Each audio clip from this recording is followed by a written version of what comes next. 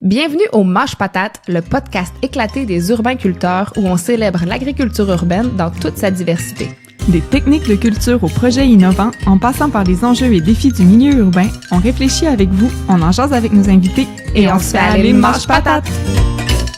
Bonjour tout le monde, bienvenue au Mâche Patate, le podcast des urbainculteurs, qui est un organisme qui fait la promotion de l'agriculture urbaine et du jardinage depuis 2009 à Québec.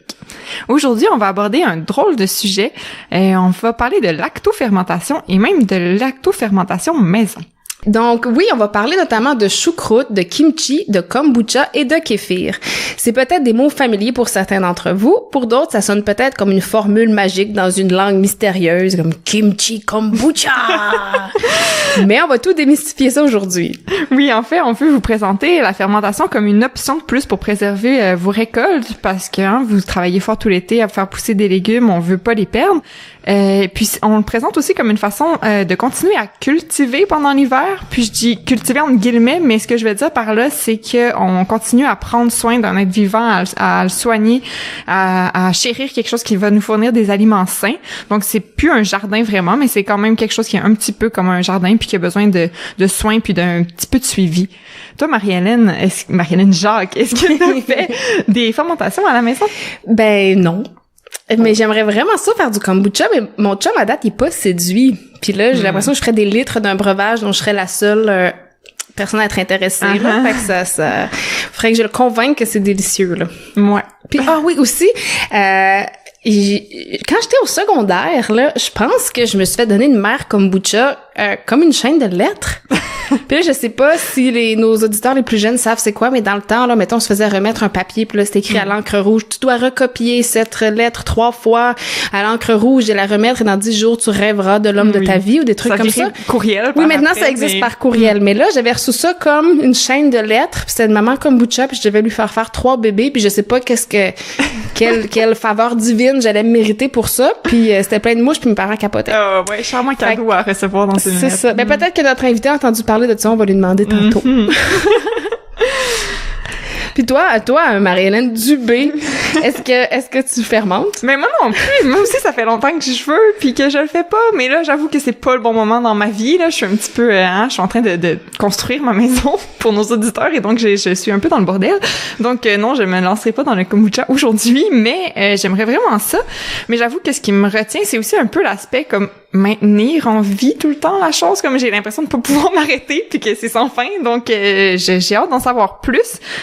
Puis sûrement que notre invité d'aujourd'hui va pouvoir calmer mes craintes. J'espère. On le souhaite. Donc, pour aborder ce sujet qui peut sembler au premier abord un peu mystérieux, on reçoit aujourd'hui Jean-Luc Henry de Révolution Fermentation, qui est une jeune compagnie basée en Estrie dont la mission est, et je cite, « démocratiser les fermentations maison en proposant une expérience amusante, accessible et délicieuse ». Bonjour Jean-Luc. Bonjour Marie-Hélène S. Ouais, c'est ça. Marie-Hélène, on va voir peut-être qu'un jour on pourra faire un épisode de toutes les jokes de nos invités par rapport au fait qu'on est 2 Marie-Hélène. On pourra faire un épisode spécial blague de Marie-Hélène pluriel, en tout cas. Ouais.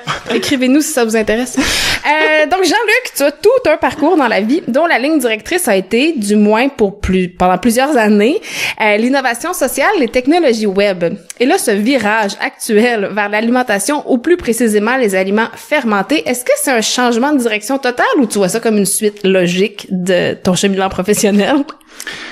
Wow. Ouais, j'ai vraiment pas un parcours typique, c'est certain, mais il y a vraiment une suite extrêmement logique. Quelle est-elle? Et en fait, je suis quelqu'un de passionné. Je suis quelqu'un de passionné de solutions. Et c'est vraiment, on peut résumer avec ça. Et oui, je m'intéressais aux technologies web, mais quand j'étais jeune, au début de ma carrière, je m'intéressais à la sécurité informatique. J'étais vraiment les trucs secrets pour voir Ensuite, j'ai travaillé avec les logiciels libres. Et ça, c'est comme les logiciels libres, c'est comme la permaculture de l'agriculture, mais version informatique en quelque sorte. Avec le partage des connaissances. Je l'avais jamais vu comme ça, mais c'est touchant, oui. Ouais. Je sens que Dominique, qui est à la technique présentement, se sent interpellé, qui est un fan aussi. Et aujourd'hui, ces derniers, j'ai toujours été très très proche de l'agriculture. Je viens d'un milieu agricole et j'ai toujours été très très proche des solutions pour construire un monde meilleur. Et après, je me suis orienté dans différentes choses. Et l'informatique, c'est un outil en soi pour y arriver. Et même si j'ai complètement quitté l'informatique en tant que je fais plus de consultations pour des grandes entreprises ou du gouvernement sur leur stratégie technologique, ça fait très longtemps que j'ai arrêté ça, mais je continuerai toujours à utiliser les meilleures stratégies technologiques pour réussir à changer le monde et améliorer la société, que ça soit au niveau de la production agricole, que ça soit au niveau de la consommation d'aliments sains et durables. Et, est-ce que tu es en train de nous dire que les aliments fermentés peuvent changer le monde? Ouais, mais notre entreprise s'appelle Révolution Fermentation, oui, et c'est vraiment une révolution. Je pense que je vais essayer de vous convaincre en tout cas. Ben, je ne demande qu'à être convaincu en fait.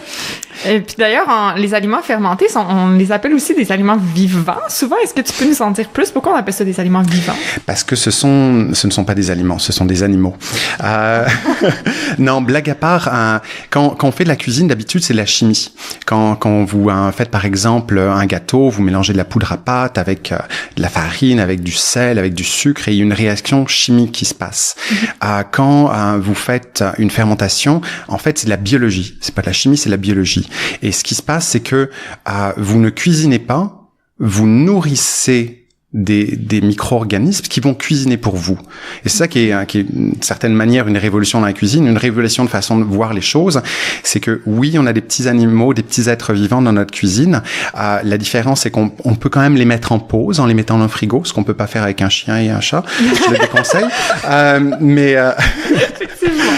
Donc même dans une phase de construction de maison, on est capable très facilement de faire du kombucha ou d'autres fermentations qui requièrent quand même pas tant d'entretien que ça.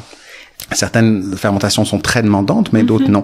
Et donc, oui, on appelle ça des aliments vivants. On appelle ça aussi des aliments fonctionnels. Déjà, je vais répondre vivant. Ça veut dire que, en gros, oui, il y a de la vie là-dedans, et cette vie microbienne ou bactérienne ou des levures ou des champignons, ce genre de choses, et qui en même temps vont nous nourrir notre système digestif, ce qu'on appelle au niveau médical du microbiote. Je sais pas si ça vous dit quelque chose. Le charme discret de l'intestin, super livre là-dessus, qui nous montre un petit peu que, en quelque sorte, on n'est pas un organisme vivant, l'être humain, nous sommes un écosystème. Parce que si on pesait chaque cellule de notre organisme et qu'on faisait la part entre les cellules humaines et les cellules qui ne sont pas humaines, c'est-à-dire des bactéries, toutes sortes de micro-organismes qui vivent à l'intérieur de notre système digestif, à l'intérieur de tous nos orifices, sur notre peau, etc., il y a plus de poids d'organismes qui sont extérieurs à nous. Donc, faire une fermentation, c'est... moi, avant, Marie-Hélène, Jacques, on se connaissait avant dans le domaine de la permaculture, et le lien entre la permaculture et la santé des sols et les micro-organismes qui sont les sols et faire un kombucha ou une choucroute, il est énorme, le lien. C'est la même chose. On parle de vie, on parle d'écosystème. Moi, quand je commence mes cours sur les fermentations, j'explique aux gens en quoi c'est une révolution de façon de voir les choses. Quand on fait une fermentation, c'est l'opposé que de mettre du purel sur les mains. Oui, ça c'est mettre du purel, ça vient de l'histoire de Pasteur qui a raconté qu'il y avait plein de micro-organismes et qu'il y a peut-être un danger là-dedans. Et aujourd'hui, on est en train de réaliser, oui, mais ces micro-organismes, ils sont super importants. Ils peuvent vraiment nous aider. Puis, au-delà de ça, depuis que la vie existe sur Terre, ces micro-organismes, les plantes, les animaux, les mammifères vivent en symbiose les uns avec les autres.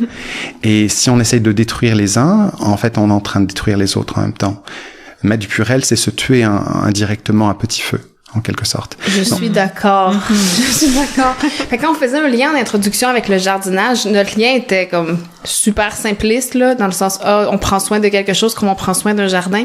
Mais tu viens d'exploser le lien en de multiples dimensions. C'est merveilleux. On n'était pas si bizarre. Non, on se demandait si le lien était farfelu, mais au contraire, là, il était fondamental. Je comprends mieux maintenant.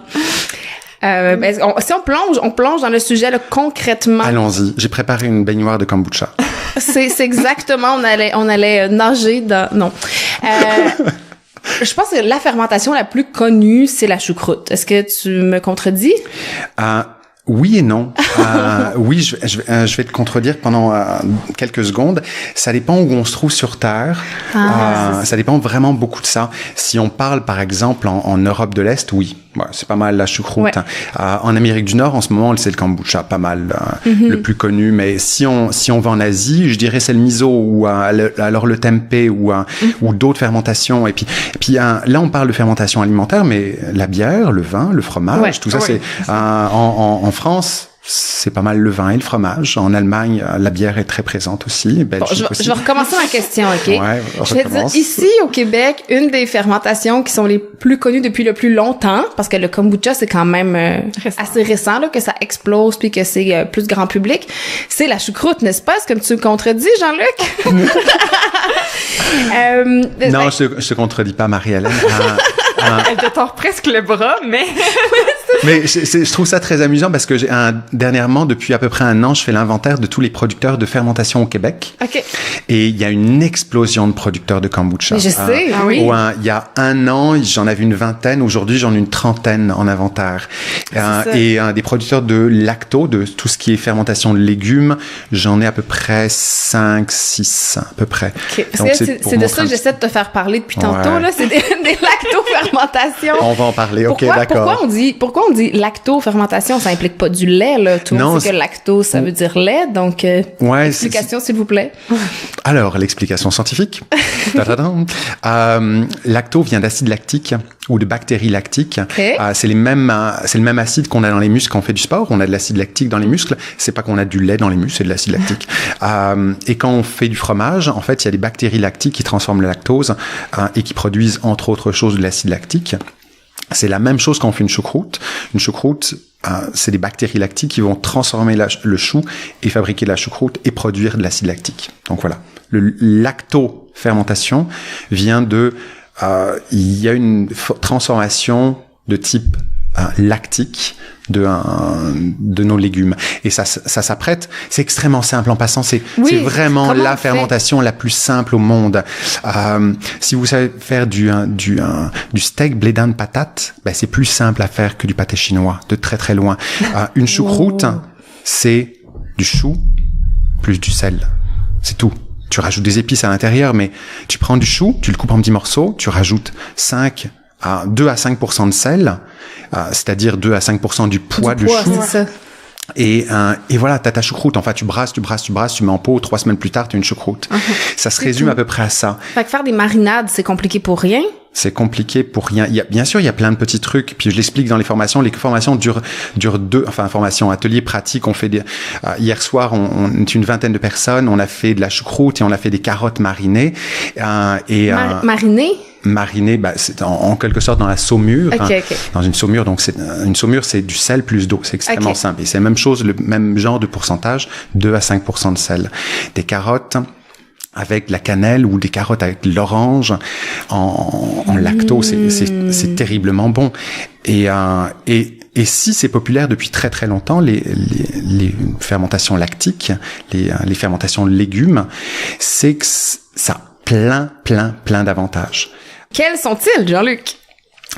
Il y a plein d'avantages qui sont, il y en a pas énormément, mais il y en a ils sont très très forts. Okay. Quand on pense par exemple les maraîchers, les gens qui produisent des légumes et les gens qui ont accès à plein de légumes en abondance facilement. Soit ils sont abonnés à des paniers de famille, soit ils s'en produisent, soit leur mère ou belle-mère, ils ont un potager, etc. Ces gens-là voient un intérêt énorme pour la conservation des aliments. Ouais. Ça, c'est formidable. Et puis, avant que le frigo existe, c'était pas mal des principaux modes de conservation des aliments. Bien sûr, les céréales n'ont pas besoin parce qu'elles sont sèches, mais si on n'a pas la possibilité de sécher, on sait moins faire une salade ou un chou séché. Je sais pas. Ou des carottes séchées, mais la lacto, c'est vraiment génial parce que ça conserve les aliments très longtemps. Moi, mon ail lacto-fermenté dans la saumure, donc sel plus eau, je l'ai depuis l'an dernier, l'octobre 2017. Il est encore super bon. Ma choucroute, même chose. Et puis, en tout cas, il y en a plein de façons de faire. Et ça se conserve très, très longtemps. Et ça conserve sa fraîcheur très longtemps. Quand par exemple, on fait du canage, d'une part, il y a un danger. Ce qu'il n'y a pas avec les lactos. Je vais revenir dans 2 secondes là-dessus. On voulait t'en faire parler. Mais en plus, quand on fait un canage, on détruit les nutriments. Parce qu'on monte à très très haute température, alors que quand on fait une lactofermentation, on ne détruit pas, même on augmente le pouvoir nutritif des aliments.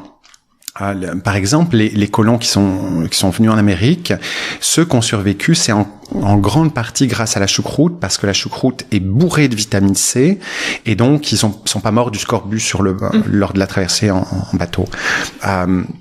Donc ça, c'est la partie conservation des aliments, conservation des nutriments, et en même temps, il y a la partie santé.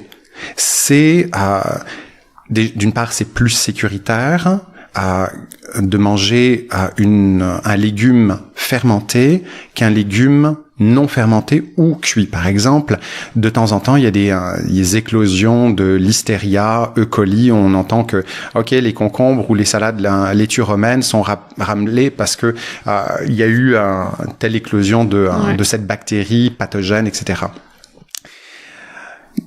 Grâce à différents avantages, les fermentations ne sont pas du tout risquées. On ne peut pas s'empoisonner en faisant une lacto. Il y a 2 raisons pour ça. La première raison, le pH est bas. C'est à peu près 3,5, 4 de pH. Et les bactéries pathogènes, E. coli, Clostridium botulinum, le botulisme, etc., ne supportent pas le pH acide. Okay. D'autre part, les bactéries lactiques colonisent le milieu. Et imaginez une pièce remplie de bactéries lactiques. Il y a la bactérie pathogène qui essaye de rentrer. Tout le monde se retourne, dit non, tu passeras pas la porte. c'est un petit peu ces 2 raisons-là font en sorte que c'est extrêmement sécuritaire. Et en plus, c'est plus nutritif. C'est-à-dire qu'une choucroute, grâce au pouvoir transformateur des bactéries, va faire en sorte que les nutriments qui sont contenus à l'intérieur sont plus assimilables par l'humain. Et il y a même des vitamines qui apparaissent. Le complexe B, par exemple, B1, B2, B3, etc. Il y en a plein de nouvelles vitamines qu'on ne trouve pas dans l'ingrédient de base. Donc, conservation des aliments, la santé, santé au point de vue, c'est plus sain. Il y a des gens qui soignent avec des lactos, et pas seulement leur système digestif. Ça va bien au-delà de ça. Et je pense qu'on pourrait faire un cours de 3 heures ou un podcast de 3 heures juste sur l'aspect santé. La santé du système digestif est vraiment quelque chose de fabuleux. On appelle ça le second cerveau. C'est pas pour rien. Et puis moi, des fois, je joke. Et puis je dis, mais en fin de compte, c'est le premier cerveau. Et puis, de toute façon, quand vous avez envie de manger quelque chose, c'est pas dans la tête que ça se passe, c'est dans le ventre. Et c'est dans le ventre, et c'est pas vous qui décidez. C'est le microbiote qui est composé de bactéries, et qui est directement relié à votre système nerveux, et que c'est elles qui disent hey, je veux de ça tout de suite. Et vous la nourrissez. Tu es en train de nous dire qu'on est seulement le vaisseau de milliers de micro-organismes qui nous manipulent pour leur propre survie. Révolution Fermentation, c'est une entreprise qui a été créée par des micro-organismes pour coloniser la race humaine. Exactement. Plus rapidement. J'hésite entre être passionnée ou terrifiée, là. Moi, ça me fascine, en tout cas, parce que je dois avouer, là, je pense que ma prochaine étape dans ma vie, ça va être d'apprendre à aimer ça, parce que je dois avouer que je n'aime pas la choucroute, mais j'en ai pas goûté beaucoup non plus. La 3e raison, pourquoi c'est vraiment génial une lactofermentation, c'est le goût. Et c'est pas mal. Marie-Hélène. Ouais, non, il y a quelque chose de spécial là-dedans. Les Japonais parlent de umami. Ouais. C'est une nouvelle saveur, le umami. En japonais, ça veut dire c'est super bon. C'est super bon. Quelque chose comme ça. Désolé, je suis très très mauvais japonais. Puis désolé à tous les Japonais qui écoutent. En plus, on a des auditeurs au Japon, c'est vrai. On regardait nos statistiques, on était vraiment fascinés. Je vous aime, les Japonais. Vous avez des fermentations formidables et tellement impressionnantes. Mais voilà, en tout cas, voilà. Je pense que ça va être sans rancœur. Oui, merci. L'umami, la saveur quand vous buvez ou vous avez envie de boire ou de consommer de la bière, du vin, du fromage, du saucisson, de la choucroute, tous ces aliments fermentés ont en commun un pouvoir d'attraction, voire un petit peu de répulsion certaines fois, qui est commun. Et cette répulsion, des fois, est très vite, d'un seul coup, paf, on tombe dedans. Par exemple, si moi, je suis né, comme vous entendez mon accent, je suis né en France, j'ai vécu toute ma jeunesse là-bas. Moi, les fromages les plus forts au monde, je suis capable de les manger et de les adorer. J'en salive juste à y penser. Ici, il n'y a pas cette culture. D'ailleurs, en passant, les fermentations, on appelle ça des cultures. Enfin bon, peu importe, c'est une grosse histoire encore là-dedans. Mais on n'a pas cette culture, mais quand on rentre là-dedans, on réalise, waouh, c'est bon ça. Et puis plus on commence à y goûter, il y a quelque chose d'attirant au-delà de c'est bon. Non, c'est vraiment bon. Et c'est comme beaucoup d'aliments, c'est comme un goût qu'on acquiert, tu sais, quand... C'est un goût qu'on acquiert, mais quand on tombe dedans, ça devient limite addictif. Comme tous ces gens qui ne peuvent pas se passer de fromage, c'est quelque chose que l'on entend très souvent. Oui, en tant que végétalien, c'est quelque chose qui revient toujours. On peut, le bacon puis le fromage. Oui. Comment vous pouvez vivre sans ça? C'est très umami. Bacon, moins. C'est plus ça, ça les gras. Il y a peut-être le gras, oui, c'est ça, le gras. Ce genre de choses, mais c'est ça, ouais. En tout cas, le goût, ça se travaille. Puis les lactos. Je vais vous raconter une petite histoire. Okay, il y a un livre qui vient de sortir il y a quelques mois qui s'appelle. C'est sur un restaurant au Danemark qui s'appelle le Noma. N-O-M-A. Qui est souvent voté meilleur resto au monde. 4 fois de suite meilleur restaurant au monde. J'imagine qu'il faut réserver quelques années d'avance. Oui, on est à 1 millier d'années en ce moment. 1 millier, ok. Ouais. Il va falloir manger beaucoup d'aliments fermentés pour vivre longtemps, pour aller au Noma, c'est ça? Probablement. C'est encore un plan des micro-organismes, tout ça. Le Noma a sorti un livre dernièrement. En fait, il y a 2 chefs, pour la petite anecdote. Il y a le chef propriétaire du Noma, il y a un chef qui est responsable du laboratoire de fermentation, qui est un Canadien, pour la petite anecdote. Et le Noma, il est très réputé pour les aliments qui viennent de la cueillette sauvage, toutes sortes d'aliments de la forêt, non communs. Mais ils disent, si on a gagné, si on est si réputé, si nos aliments sont si appréciés, c'est pour une seule raison, c'est que dans chaque plat, peu importe le plat, il y a de la fermentation. Ça se trouve, c'est juste quelques gouttes d'une sauce lacto-fermentée, mais ça fait toute la différence, ça fait tout le umami. C'est fou, les fermentations. Et puis, il y a quelque chose... J'ai une pensée pour notre collègue Marie-André, présentement, qui est une grande fan de choucroute, de fromage et de fins restaurants. Donc, je crois qu'elle va saliver à l'idée du Noma, présentement. C'est clair. Elle va dire, moi, je suis un humain qui sait apprécier ces choses. Le livre, le guide Noma de la fermentation en anglais, est vraiment fabuleux parce que ça vulgarise ça. Et puis, j'ai l'impression que dans les prochaines années, on va voir plein de restaurants et de gens à la maison qui vont se mettre à cuisiner les fermentations. Oui, il y a un intérêt de plus en plus, mais là, je sens qu'on va le sentir de plus en plus encore pendant pas mal d'années. Et si on est si amoureux des fermentations, en quelque sorte, quand on tombe dedans, c'est que depuis que la vie existe, les fermentations sont là. Depuis que l'humain existe, il a fait des fermentations et il en a mangé, elles ont toujours été très très proches de lui et l'ont aidé avec sa santé, avec son bonheur, sa joie de vivre, etc. Et qu'est-ce qu'on peut fermenter d'autre que du chou, donc? Parce que là, tu as parlé de carottes, mais est-ce que c'est pas mal. Sky is the limit? On va rester dans les fermentations de légumes parce qu'on pourrait rentrer dans les grains, dans les céréales, dans les fruits, et puis il y a les fermentations plus de boissons comme le kombucha, kéfir, et le ginger bug, la bière de gingembre. Enfin, je donne des ateliers là-dessus, c'est vraiment formidable. On fait plein de tests, on déguste plein de choses, mais si on reste vraiment dans la partie légumes, pas mal tout. Il y a rien d'interdit, il y a rien qui va être toxique. Il y a quelques aliments qui sont contre-indiqués un petit peu, comme par exemple le chou de Bruxelles. C'est une petite odeur soufrée, mais peut-être qu'un jour un cuistot, une cuistière. Oui, c'est ça. C'est ça, merci. Ouais. En tout cas, quelqu'un qui cuisine, quelqu'un va réussir à inventer une recette vraiment fabuleuse à partir de chou de Bruxelles. Sinon, la patate, c'est moins le fun, ça devient gluant. Et aussi, il y a des solanines qui sont des petites toxines qui pourraient rester un petit peu quand on les coupe. Mais les patates, par exemple, cuites, faites en purée, mélangées au chou et fermentées avec du chou, c'est vraiment super bon. Très, très populaire en Pologne. Pas mal tout. Les betteraves, c'est fabuleux. Par contre, c'est un petit peu gluant quand on ressort, mais c'est très bon, c'est vraiment très très bon. Moi, la salsa lacto-fermentée, c'est capoté. C'est d'une simplicité. Regardez, vous prenez des tomates, de l'oignon, de l'ail, un petit peu de piment, et puis quelques épices qui vous traînent sous la main. Vous passez ça au blender. Vous prenez le volume que vous avez, vous rajoutez sur ce volume 2% de sel, et vous mettez en pot. Au bout de à peu près 4 jours, vous avez une sauce lacto-fermentée qui est terriblement bonne. Ça se garde pas très très longtemps parce qu'on n'a pas mis beaucoup de sel. Ça se garde peut-être 2 mois maximum au frigo. Mais c'est vraiment fabuleux. Et puis, il n'y a pas de limite, vraiment. On m'a parlé dernièrement des oignons lacto-fermentés, juste pur comme ça, et que une femme était à un cours et puis elle me disait mon mari il en mange 1 pot par jour. Il doit être en santé. Ouais.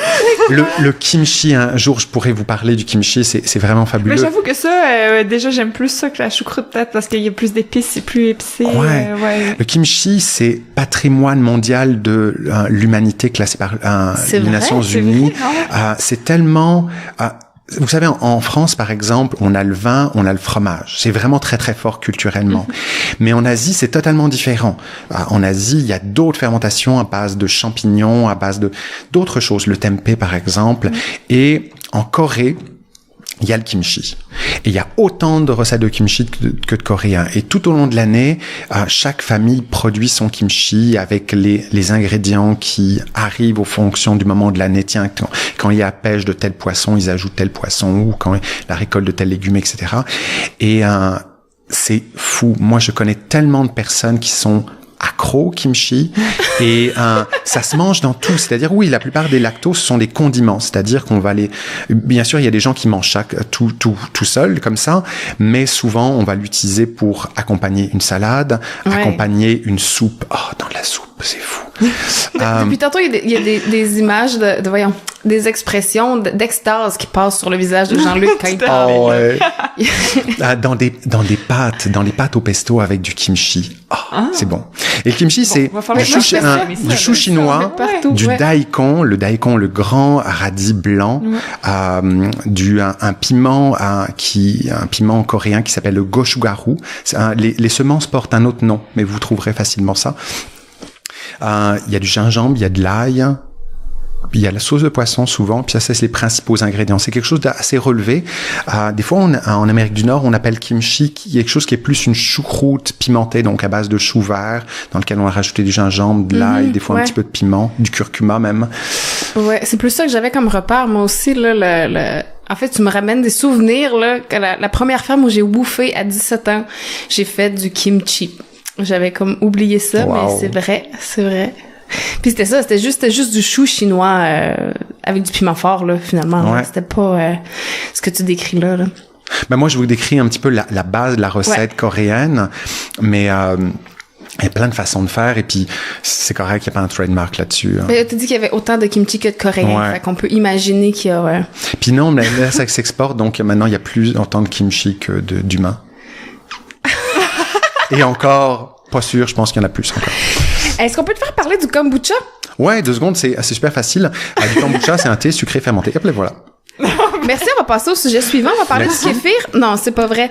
Le kombucha comme chaîne de lettres. Avais-tu déjà entendu parler de ça? Non, j'avais jamais entendu parler de ça. Par contre, il y a quand même une tradition que ça se partage. Il y a beaucoup de cultures de fermentation. Une culture, c'est comme des micro-organismes de base qui se partagent. On partage souvent les grains de kéfir, les mers de kombucha, et ça se partage parce que ça se multiplie. Des fois, on fait aussi la même chose dans l'agriculture avec les semences, un petit peu moins, mais c'est très très présent dans. Vous avez sûrement un ami, un voisin qui a une mère de kombucha ou des grains de kéfir, que ce soit des kéfirs de lait ou kéfirs de fruits. Bon, pour nos auditeurs, est-ce que tu peux démystifier qu'est-ce qu'une maman kombucha et qu'est-ce que des grains de kéfir? Une mère de kombucha, en fait, au niveau scientifique, c'est une association symbiotique entre des bactéries et des levures. Ça ressemble à quelque chose de gélatineux qu'on conserve dans un liquide. À l'origine, en fait, je vous racontais un petit peu l'histoire. Ça vient de l'est de la Russie ou Asie, on n'est pas trop sûr, mais le mot kombucha vient du japonais. Kombu, algue, cha, thé. C'est l'algue du thé. Encore un bonjour à nos auditeurs japonais. Oui. Bonjour, nos chers auditeurs japonais. À l'origine, ce qui a dû se passer, c'est qu'un jour, un Asiatique ou un Japonais, on va dire un Japonais, c'est un Japonais. OK. Son prénom, c'était Miyazaki. Donc, ce Japonais-là, un jour, il a dû oublier une tasse de thé quelque part pendant quelques semaines, du thé sucré, et il est revenu. Et ce qui s'est passé, c'est que tout autour de nous, je me souviens un cours avec Dave Jecki en permaculture et qui racontait. Tu me regardes comme si j'étais là. Oh, je sais pas si t'étais là, mais en tout cas, peu importe. T'étais là. Ok, oui, là, j'étais là. Et il racontait que il y a des bactéries et des micro-organismes partout, même sur l'asphalte. Et ça, ce truc, même sur l'asphalte, ça m'était vraiment resté dans la tête. Je me suis dit, hey, c'est capoté ça d'imaginer, même sur l'asphalte. Et maintenant que je suis dans le monde des fermentations, oui, il y en a partout. Et il y en a dans l'air qu'on respire, il y en a sur la table, il y en a dans les lieux les plus stériles qui existent, même si on essaye de stériliser à fond, mais il y en a quand même partout, des fois en extrêmement grand nombre. Et c'est bien. Très très peu sont pathogènes. Mais quoi qu'il en soit, dans l'air, il y a des levures. Les levures, en passant, ça fait de l'alcool. Super fort. Mais dans l'air, il y a plein de choses qui sont présentes, et dans le sol, etc. Et quelqu'un a dû oublier une tasse de thé sucré quelque part. Des micro-organismes ont vu ça. On fait, oh tiens, je me dépose là-dessus. Oh tiens, c'est super bon. Oh tiens, je vais commencer. Puis, oh ouais, levure, bactéries, je m'associais les uns avec les autres. Et on va fermenter ça. Puis le Japonais qui est passé par là, il a trouvé ça. Il a fait, oh tiens, on dirait une algue dessus. Il goûte. Oh, ça sent un petit peu acide. Je goûte. Oh, c'est bon. Hey, tiens, je vais essayer de reproduire ça en le mettant dans du thé sucré. C'est ça qui a dû se passer à l'origine. Ça m'a toujours fasciné, moi, dans la vie, les gens comme qui découvrent des nouveaux aliments. Non, mais qui découvrent des nouveaux aliments, qui osent goûter à des choses que, ouais, ça me fascine. Parce que c'est un peu l'histoire du Roquefort aussi, là. J'ai beau ne pas être française, j'ai un passé d'avoir travaillé dans une fromagerie. Et puis, j'étais passionnée par l'histoire derrière les fromages, parce que des fois, c'est des histoires de 800 ans, 1000 ans. Puis l'histoire du Roquefort, peut-être que tu la connais, peut-être vous apprenez ça à l'école en France, je sais pas. Mais oui, il dit oui. C'était un berger qui avait laissé une gourde. Ben, ça devait pas être une gourde, là, pas une algène, on s'entend, là, mais une genre de... Un récipient qui contenait du lait dans des grottes, qui sont les grottes où est affiné le Roquefort aujourd'hui, là. Puis il serait revenu plusieurs semaines plus tard, puis il aurait retrouvé sa gourde, puis ça se serait transformé en fromage colonisé par les bactéries spécifiques de cette grotte-là. Puis lui aussi, il s'est dit, ah ben tiens, je vais goûter. Tu sais, moi aussi, je reste fascinée comme toi, Marie-Hélène, à me demander pourquoi. Ouais, mais j'avoue que moi, j'ai comme une aversion dans la vie pour comme les aliments passés date, là, donc j'oserais pas. Mais... Ben merci aux autres qui osent. Mais finalement, qu'est-ce que ça te donne, là, cet aliment, cette créature? Cette créature, en fait, certains appellent ça un champignon, mais c'est pas un champignon. Ouais. C'est un petit côté gélatineux. Et concrètement, oui, l'aliment qui en résulte. Tu fais un thé sucré. Ouais. C'est aussi simple que ça. Tu fais un thé sucré, 60 grammes de sucre par litre, puis tu le fais infuser, puis tu rajoutes, une fois que c'est tiède, cette mère de kombucha avec son liquide. Et t'attends 7 à 15 jours à peu près, et tu protèges ça des mouches à fruits surtout, c'est très important avec un petit tissu. C'est un des souvenirs de mon aventure de chaîne de lettres secondaire quelque chose. Ouais, ben c'est ça. Les mouches à fruits préfèrent le kombucha plus que toi. Okay. C'est fou. Et c'est exactement le même processus de fabrication que le vinaigre. Le vinaigre, il y a aussi une mère. Oui, c'est vrai. Ouais. Et aussi, c'est un des seuls êtres vivants qui est capable de faire des bébés sans papa. Ben, je pourrais te contredire, il y en a quand même plusieurs. Mais bref, je suis pas biologiste. On prend un autre podcast, ouais. Mais un des seuls êtres vivants.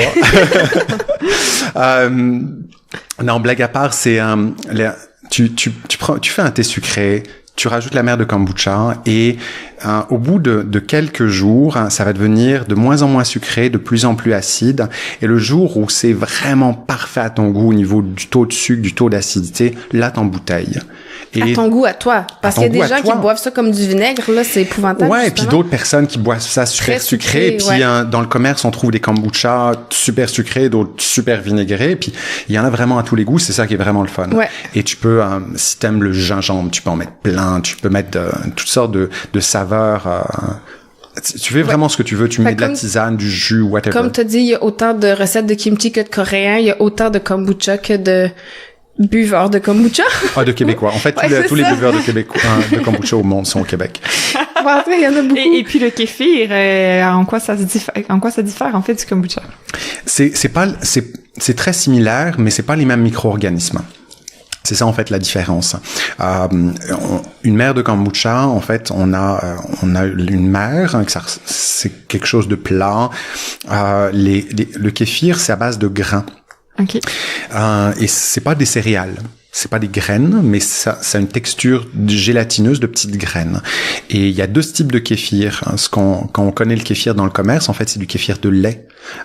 Et ce sont les petits grains qui mangent du lactose. Et c'est une petite boisson. C'est comme un yaourt liquide, des fois légèrement pétillant. Oui. Mais j'ai des souvenirs de bouteilles qui explosent dans le frigo. Pas mal toutes les fermentations produisent du CO2. Donc si tu empêches un gaz de sortir, ça devient une bombe. Il faut avoir de très très Révolution, fermentation, recette pour faire des bombes. Jean-Luc. Oui. Alors la meilleure bombe qui existe, je vous donne les recettes. Non, un blague à part, quoi qu'il en soit, le rapport, les grains de kéfir, ça fait une boisson probiotique similaire, plein de probiotiques en gros, similaire au kombucha, c'est pétillant, le goût est un petit peu différent, c'est vraiment parfait pour les personnes qui aiment faire ça régulièrement parce que le kéfir c'est prêt en 24-48 heures, c'est vraiment quelque chose de très rapide. Le kombucha c'est plus 7 à 15 jours comme je disais, et le kéfir de lait c'est la même chose, donc il y a le kéfir de lait et t'as le kéfir de fruits. Ok. C'est les grains très très similaires, mais d'autres micro-organismes qui vont manger une eau sucrée minéralisée. Donc il aime les minéraux, il aime alors que le kombucha il s'en fiche un petit peu des minéraux, mais et puis le kombucha aime le thé. Minéralisé dans le sens que faut juste pas prendre de l'eau distillée puis l'eau du lavabo ça fonctionne ou tu peux prendre une eau très minérale, il va aimer ça, mais il faut que tu trouves une stratégie pour que ça soit plein de minéraux. Ne prends pas de sucre blanc et si tu as juste du sucre blanc, tu rajoutes un petit peu de mélasse ou alors tu prends des sucres comme du rapadura, demerara, turbinado, ce sont des sucres un peu plus riches, un peu plus entiers. Ok.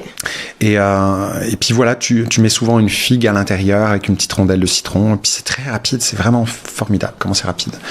Très très bon. Moi j'essaie de comprendre, donc les grains qui ne sont pas des céréales, c'est vraiment juste les micro-organismes qui forment une espèce de... C'est un symbiote. C'est une petite symbiose entre les deux et qui forme quelque chose qui est gélatineux par l'association. Oui, c'est ça. Ok, parfait. Et c'est tellement facile. Les fermentations, ça peut paraître complexe parce c'est un nouveau monde. Mais une fois qu'on a compris ce monde-là, on a compris la logique de ce monde-là, c'est d'une facilité, c'est fou. Les gens, par exemple, ils se demandent comment je fais pour que ce soit pétillant. Pour que ce soit pétillant, tu fais juste que tu mets en bouteille, tu fermes ta bouteille, tu gardes ça sur le comptoir et chaque jour, tu regardes un petit peu la pression. Quand il y a suffisamment de pression, tu mets au frigo. Parce qu'à 4 degrés, température du frigo, les micro-organismes tombent en dormance, donc ils arrêtent de produire du CO2. Mais si tu le laisses sur ton comptoir, Boom. ça va faire... oui, certaines bouteilles peuvent exploser, ça arrive à beaucoup de personnes qui se lancent dans le kombucha. Enfin, ça arrive de moins en moins parce que les gens, aujourd'hui, il y a beaucoup plus d'éducation liée à ça, beaucoup plus de documentation, et on teste la pression. Puis c'est très, très facile. OK. Donc, je pourrais arrêter facilement. Peu importe la fermentation que je commence. J'ai pas besoin de maintenir en vie. Mes craintes sont non fondées. Ben, tu vas... Je me mettais en dormance. Tu maintiens, tu fais un petit dodo. Tu lui fais faire un petit dodo. Dans le frigo. Alors, ou le congélateur. Jean-Luc Henry, ambassadeur de ce nouveau monde. Tu nous as convaincus que c'était délicieux, que c'était simple et que c'était sécuritaire. C'est merveilleux. Et qu'est-ce que Révolution Fermentation, à part d'être le véhicule d'une révolution de micro-organismes qui ont pris le contrôle de certains êtres humains. Et qui a clairement trouvé un bon lobby, hein, Jean-Luc, et qui nous convainc très bien. C'est clair.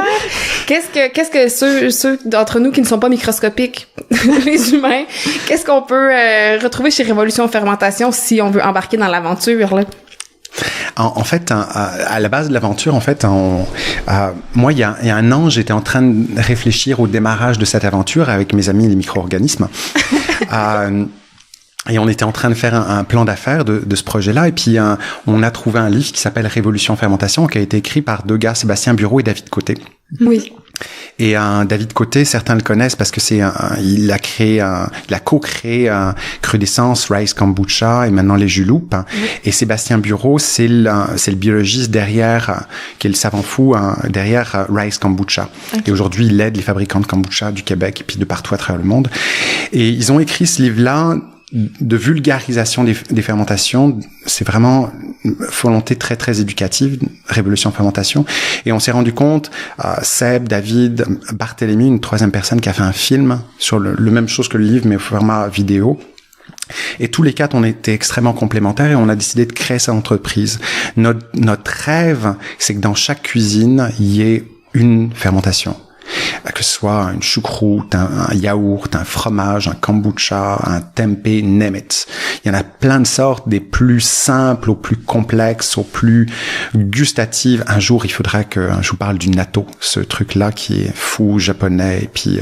Le nom est familier, mais... Ouais, c'est extrêmement bon à la santé, mais c'est un petit peu amour-haine, un petit peu comme le durian, si vous connaissez plus les fruits. Bien sûr. Ouais.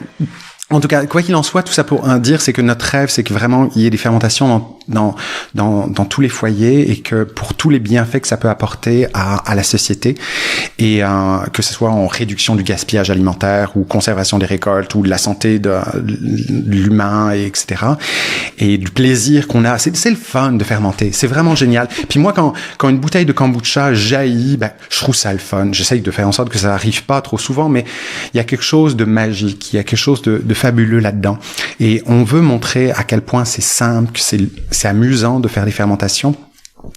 Et donc, nous, on s'est dit comment est-ce qu'on peut y arriver? Comment est-ce qu'on peut y arriver pour qu'il y en ait partout dans toutes les maisons? Donc, on vend des outils de qualité qui permettent de faire ça simplement, que ce soit des kits de kombucha, des contenants pour faire des lactos qui font en sorte qu'il n'y a pas de moisissures qui sont dessus, ou des petits contenants qui permettent de tamiser le kéfir. Et on vend aussi toutes sortes de micro-organismes pour faire que ce soit du yaourt ou du kombucha. Si vous n'avez pas un voisin ou une amie qui a une mère de kombucha, on a une mère de kombucha pour vous. Et on fait beaucoup d'éducation. On a des livres, enfin notre livre, mais aussi plein d'autres livres qu'on vend. Et puis je saluerai quelqu'un qui s'appelle Sandor Katz, qui est un Américain. Et sans lui, on parlerait pas aujourd'hui de fermentation. Il y a vraiment, en Amérique du Nord, il n'y a pas une culture des fermentations si importante. Dans tout le reste du monde, oui, mais c'est comme si avec la colonisation de l'Amérique du Nord, ça a comme en grande partie disparu. Mais il y a un gars, Sandor Katz, qui a voyagé partout à travers le monde et qui a regardé toutes les cultures, les façons de faire, les recettes traditionnelles qui demandent très très peu de savoir-faire, de matériel. C'est pas comme la bière et le vin. Des fois, les gens voient la bière et le vin qui sont des fermentations. C'est quand même assez complexe à faire. Mais faire du kombucha, il n'y a pas besoin d'aseptiser ou de contrôler le milieu. C'est vraiment très très simple et on veut le montrer aux gens. Donc voilà un petit peu ce que c'est Révolution Fermentation. On a un site internet, révolutionfermentation.ca, et là on trouve des milliers de choses, que ce soit des recettes, toutes sortes de contenants, produits, livres pour rentrer dans la révolution. On mettra le lien, comme d'habitude, sur notre site web, sur la page du podcast, avec d'autres liens pertinents qu'on vous partagera. Je pense que Révolution Fermentation pourrait avoir son propre podcast, en fait. Il y a suffisamment à dire, hein, j'ai l'impression. Ouais, il y a quelques saisons de matériel juste là. Ouais, ça fait quelques fois qu'on me le dit. Un jour, je vais craquer. Ouais, ben merci. Merci d'être venu. C'est le plaisir pour moi. Si vous êtes intrigué ou carrément séduit par la fermentation suite à notre épisode, ben on vous invite bien entendu à consulter, comme Marie-Hélène le disait, le site web de Révolution Fermentation et de vous inscrire à un atelier avec Jean-Luc. Je crois qu'il ne va pas cesser de sitôt d'en donner. Alors, avant de conclure, on va aller écouter la capsule horticole de Marie-André. Oh, les petits pois, les petits pois, les petits pois, c'est un légume traitant. Oh, les petits pois, les petits pois, les petits pois, ça ne se mange pas avec les doigts.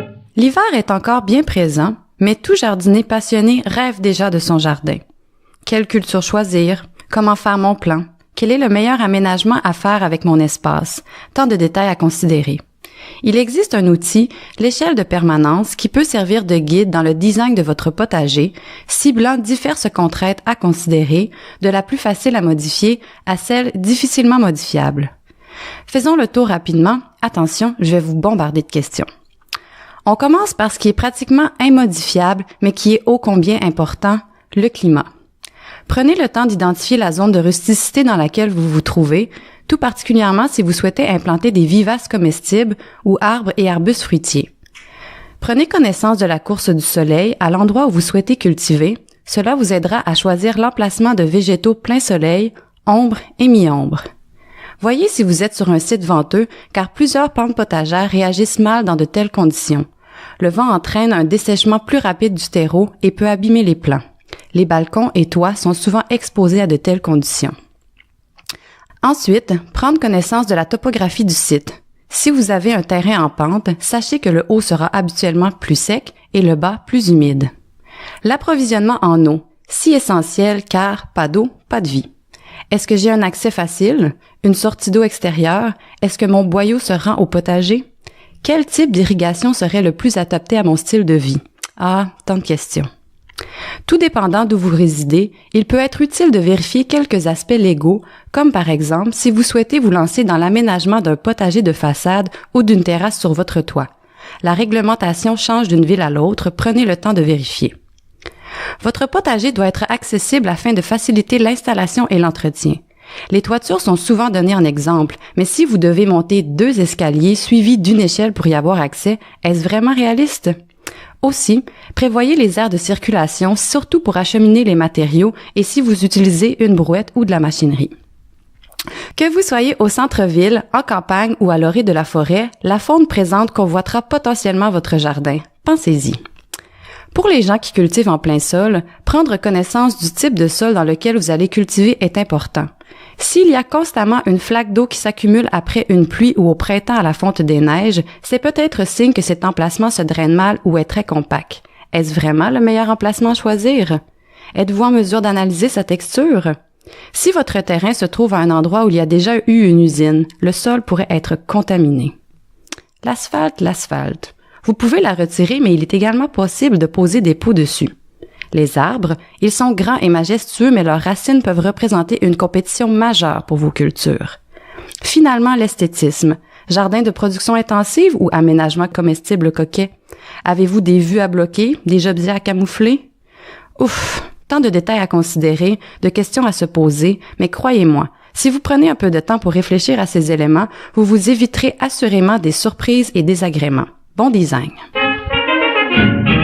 Et un gros merci comme d'habitude de nous avoir écoutés. Puis si vous souhaitez encourager Mâche Patate, la meilleure manière de le faire, c'est de vous abonner, de nous laisser des commentaires, des étoiles et puis d'en parler autour de vous. Donc on se retrouve dans 2 semaines. Puis d'ici là, cultivez votre curiosité. Bye bye! Bye! Bye bye! Merci d'avoir écouté Mâche Patate. Je suis Marie-Pierre Boucher, administratrice des Urbainculteurs. L'épisode que vous venez d'écouter était animé par Marie-Hélène Dubé et Marie-Hélène Jacques. À la technique et au montage, Dominique Magny. La capsule horticole est préparée et animée par Marie-André Asselin. Merci et à bientôt!